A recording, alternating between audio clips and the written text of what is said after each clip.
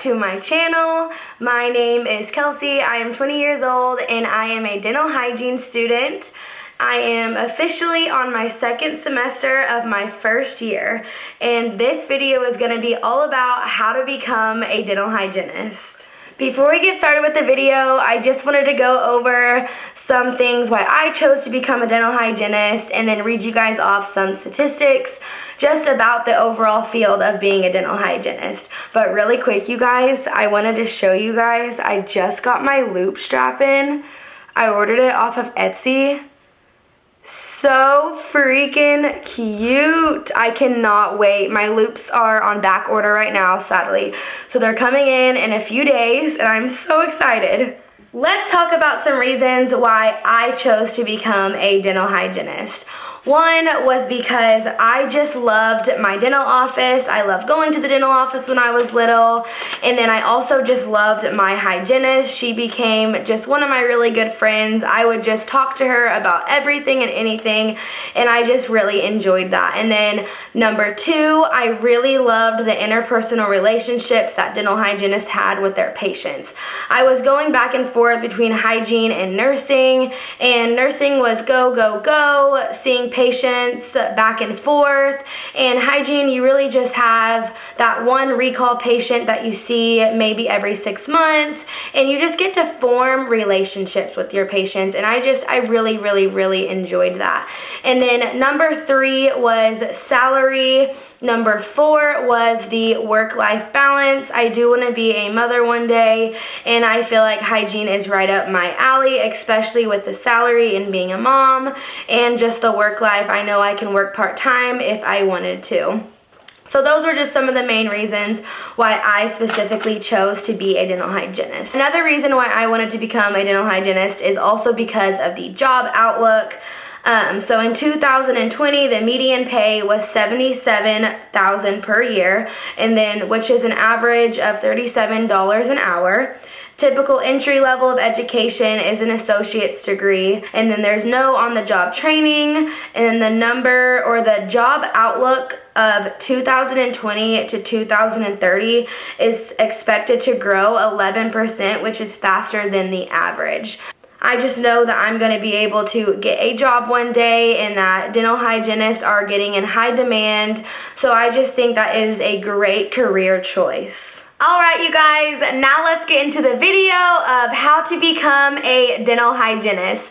So, of course, step number one is graduating high school. And then after you graduate high school, step number two is finding a college or a university to attend. And if you're anything like me, I had no idea what I wanted to be when I first graduated high school. I just knew that I wanted to get my bachelor's in something and I wanted to go into the medical field.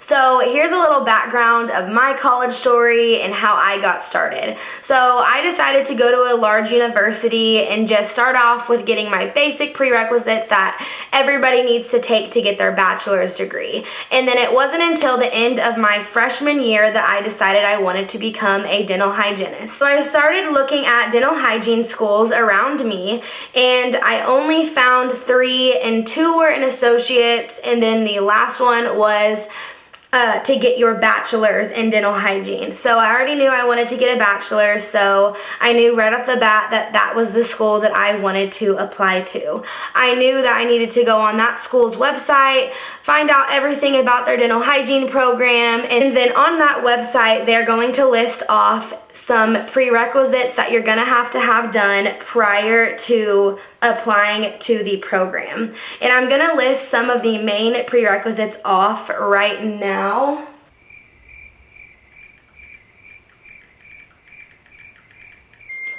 Okay, so some of those main prerequisite courses you're going to have to take, or what they called are the foundational courses, is going to be your English, human physiology, human anatomy, microbiology, statistics, psychology, nutrition, and general chemistry. Those were our foundational courses. So those were our science GPA courses. And you guys, I would definitely pay attention to what grades you are making in those foundational courses, because they really do focus on your science GPA, and they do look at your overall GPA, but your science GPA does play a huge factor in that. And you guys, don't stress out too much during your prerequisites. Just try the best you can and try to make the best grades you can, because when you are applying, it really is just about who you are as an overall person and how you can communicate with others and how you help others. So it's not all about the grades. It really is who you are as a person as well. And then normally your prerequisite courses are going to take about 2 years. It took me at least 2 years, and I know it took a lot of the other girls in my class 2 years, but again, prerequisites are really just at your own pace. And then after those 2 years of prerequisites, or however long it takes you, then the dental hygiene program is an additional 2 years. So about 4 years total, just depending how long it takes you.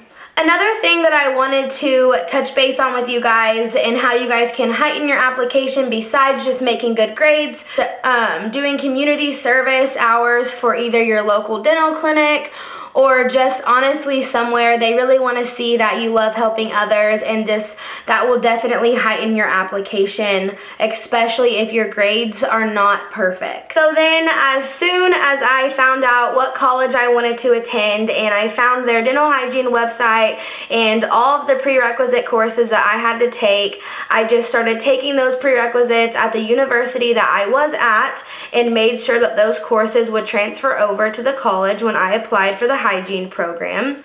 Okay, so besides just completing your prerequisites and getting all your grades together, my college also had us complete 40 shadowing hours.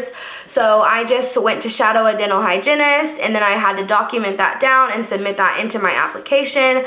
We also had to have 2 letters of recommendation, 1 personal statement letter. However, every college's application is going to be different, and they're going to require things that may not be similar to mine. But definitely either way, shadow a dental hygienist. I know I enjoyed it, and it also really helped me determine whether or not this was a good career choice for me. And it's a perfect time to shadow when you're in your prerequisites, or if you were like me, freshman year, have no idea what you want to do, maybe hygiene is in your mind, I would definitely go shadow, because there's nothing you can lose from it and you will learn so much. Okay, so now that we've talked a little bit about prerequisite courses and everything that you need to do before applying, now let's talk about the application process.